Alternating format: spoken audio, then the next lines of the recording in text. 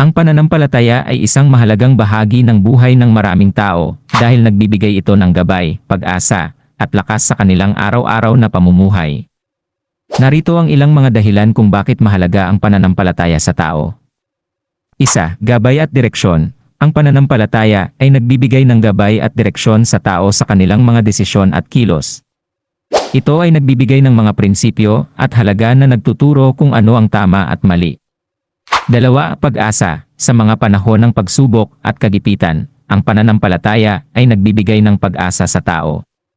Ito ay nagbibigay ng pananampalataya na mayroong mas magandang kinabukasan at solusyon sa mga suliranin. 3. Kapanatagan. Ang pananampalataya ay nagbibigay ng kapanatagan at katahimikan sa puso at isipan ng tao. Ito ay nagbibigay ng lakas at tiwala sa sarili sa harap ng mga hamon ng buhay. 4. Pakikipagkapwa. Ang pananampalataya ay nagtuturo sa tao na magmahal, magmalasakit sa kanilang kapwa. Ito ay nagbibigay ng kahulugan sa pagtulong at pakikipagkapwa-tao. 5. Pagtitiwala. Ang pananampalataya ay nagtuturo ng pagtitiwala sa Diyos o sa isang mas mataas na kapangyarihan. Ito ay nagbibigay ng siguradong pag-asa at pananampalataya sa kabila ng mga hamon at pagsubok. Sa kabuuan, ang pananampalataya ay nagbibigay ng kahulugan at layunin sa buhay ng tao. Ito ay isang pinagkukunan ng lakas, inspirasyon, at pag-asa na nagtutulak sa kanila na maging mabuti at matatag sa kabila ng mga pagsubok sa buhay. 6. Kapayapaan. Ang pananampalataya ay nagbibigay ng kapayapaan sa puso at isipan ng tao. Ito ay nagbibigay ng kaligtasan at katiyakan sa gitna ng mga pag-aalinlangan at takot. Ito, pagkakaisa. Ang pananampalataya ay nagbubuklod sa mga tao sa pamamagitan ng pagtitiwala at pananampalataya sa iisang Diyos o paniniwala. Ito ay nagdudulot ng pagkakaisa at pagkakapatiran sa komunidad. 8. Pag-unlad ng espiritualidad. Ang pananampalataya ay nagtutulak sa tao na magkaroon ng mas malalim na kaalaman at pag-unawa sa espiritual na mga bagay. Ito ay nagbibigay ng pagkakataon sa paglago at pag-unlad ng espiritualidad ng isang tao. 9. Pagbibigay ng halaga sa buhay. Ang pananampalataya ay nagtuturo sa tao na magbigay halaga sa buhay at sa mga bagay na tunay na mahalaga. Ito ay nagbibigay ng kahulugan sa bawat araw at pagpapahalaga sa mga biyaya ng buhay. Ang pananampalataya ay nagbibigay ng tiwala sa kinabukasan at sa plano ng Diyos para sa bawat isa.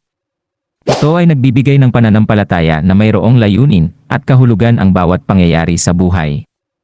Sa pamamagitan ng pananampalataya, ang tao ay nabibigyan ng lakas, pag-asa, at kahulugan sa kanilang buhay.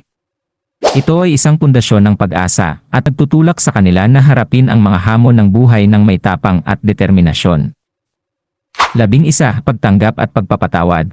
Ang pananampalataya ay nagtuturo sa tao na magkaroon ng pagtanggap at pagpapatawad sa kanilang sarili at sa iba.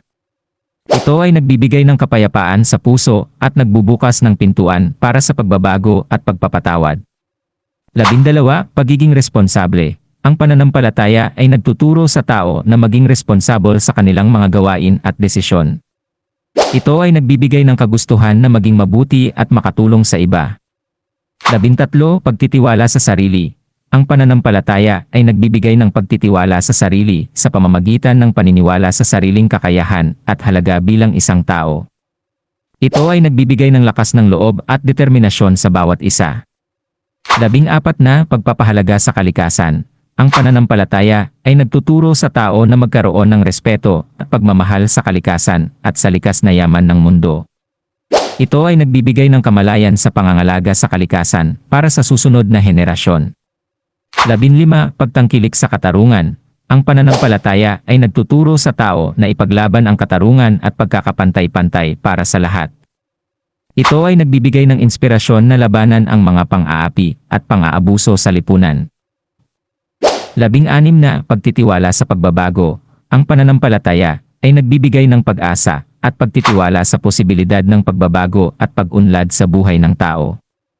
Ito ay nagbibigay ng inspirasyon na magkaroon ng positibong pagbabago at pag-asa sa kinabukasan.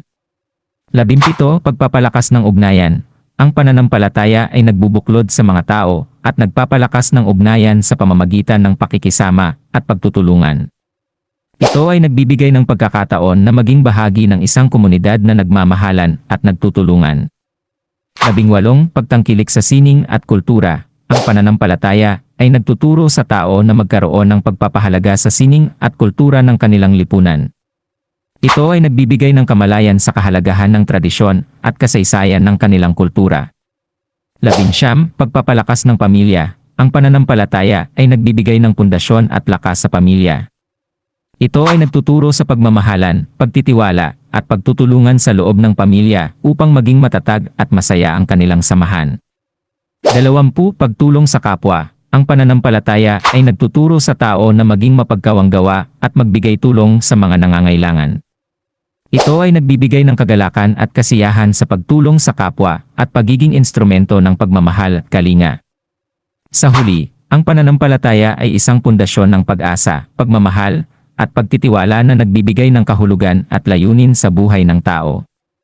Ito ay nagbibigay ng lakas at inspirasyon upang harapin ang mga hamon ng buhay ng may tapang at determinasyon.